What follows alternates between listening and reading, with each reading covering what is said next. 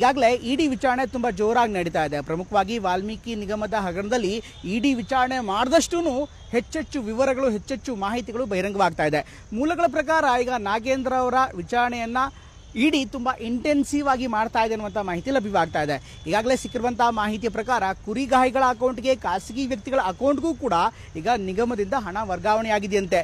ಕೇವಲ ನಾಗೇಂದ್ರ ಅಷ್ಟೇ ಅಲ್ಲ, ನಾಗೇಂದ್ರ ಆಪ್ತರಿಗೂ ಕೂಡ ಈಗ ಇಡಿ ಸಂಕಷ್ಟ ಎದುರಾಗ್ತಾ ಇದೆ.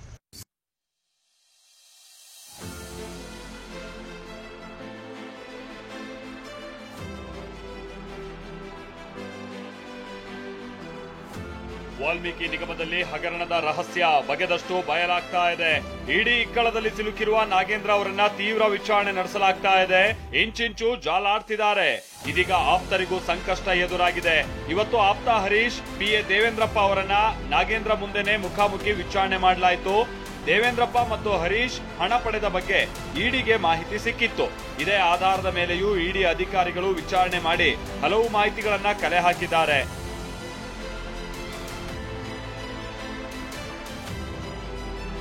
ಇನ್ನು ಪ್ರಕರಣ ಸಂಬಂಧ ಆಂಧ್ರ ಮೂಲದ ಮಧ್ಯವರ್ತಿ ಕಾಕಿ ಶ್ರೀನಿವಾಸ ರಾವ್ ಅವರನ್ನ ಬಂಧನ ಮಾಡಲಾಗಿದೆ. ಯಾವಾಗ ಹಗರಣ ಬೆಳಕಿಗೆ ಬರುತ್ತೋ ನೋಡಿ ಆರೋಪಿ ತಲೆಮರೆಸಿಕೊಂಡಿದ್ದ. ನಕಲಿ ಖಾತೆ ಓಪನ್ ಮಾಡಿ ಹಲವರಿಗೆ ಹಣ ತಲುಪಿಸೋ ಕೆಲಸವೂ ಮಾಡಿದ್ದ. ಆರೋಪಿ ಸತ್ಯನಾರಾಯಣ ವರ್ಮಾ ಜೊತೆ ಹಗರಣಕ್ಕೆ ಸಾಥ್ ಕೂಡ ನೀಡಿದ್ದಾನೆ. ಹವಾಲಾ ಮೂಲಕ ಹಣ ಆರೋಪಿಗಳ ಕೈ ಸೇರಿಸುವಲ್ಲಿ ಪ್ರಮುಖ ಪಾತ್ರವನ್ನು ವಹಿಸಿದ್ದಾನೆ. ಇದೇ ಆರೋಪದ ಮೇಲೆ ಇದೀಗ ಅರೆಸ್ಟ್ ಮಾಡಿ ಇಡಿ ಅಧಿಕಾರಿಗಳು ವಿಚಾರಣೆ ಮಾಡ್ತಿದ್ದಾರೆ. ಇತ್ತ ವಾಲ್ಮೀಕಿ ನಿಗಮ ಹಗರಣ ಕೇಸ್ನ ವಿಚಾರಣೆಯಲ್ಲಿ ಮತ್ತಷ್ಟು ಸ್ಫೋಟಕ ಸತ್ಯಗಳು ಹೊರಬೀಳ್ತಾ ಇವೆ.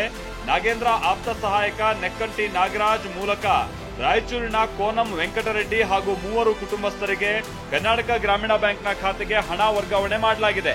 ಯಾರ ಖಾತೆಗೆ ಎಷ್ಟು ಹಣ ಜಮೆ ಆಗಿದೆ ಅನ್ನೋದನ್ನ ನೋಡೋದಾದ್ರೆ, ವೆಂಕಟರೆಡ್ಡಿ ಖಾತೆಗೆ 12 ಲಕ್ಷ ರೂಪಾಯಿ, ಲಕ್ಷ್ಮೀದೇವಿ ಖಾತೆಗೆ 25 ಲಕ್ಷ, ರತ್ನಕುಮಾರಿ ಖಾತೆಗೆ 25 ಲಕ್ಷ, ಸಂದೀಪ್ ಅನ್ನೋನ ಖಾತೆಗೆ 25 ಲಕ್ಷ ಹಣ ಜಮೆ ಮಾಡಲಾಗಿದೆ.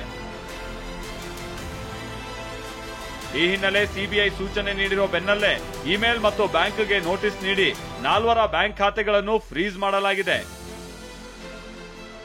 ಒಟ್ಟಾರೆಯಾಗಿ ವಾಲ್ಮೀಕಿ ನಿಗಮದಲ್ಲಿನ ಹಗರಣದ ರಹಸ್ಯ ಬಗೆದಷ್ಟು ಬಯಲಾಗ್ತಾ ಇದೆ. ಇಡಿ ವಿಚಾರಣೆ ವೇಳೆ ಒಂದೊಂದೇ ಸತ್ಯಗಳು ಹೊರಬೀಳುತ್ತಾ ಇವೆ. ಮುಂದೆ ಅದ್ಯಾರ ಬುಡಕ್ಕೆ ಬರುತ್ತೋ, ಯಾರ ಮುಖವಾಡ ಬಯಲಾಗುತ್ತೋ ಕಾದು ನೋಡ್ಬೇಕಿದೆ.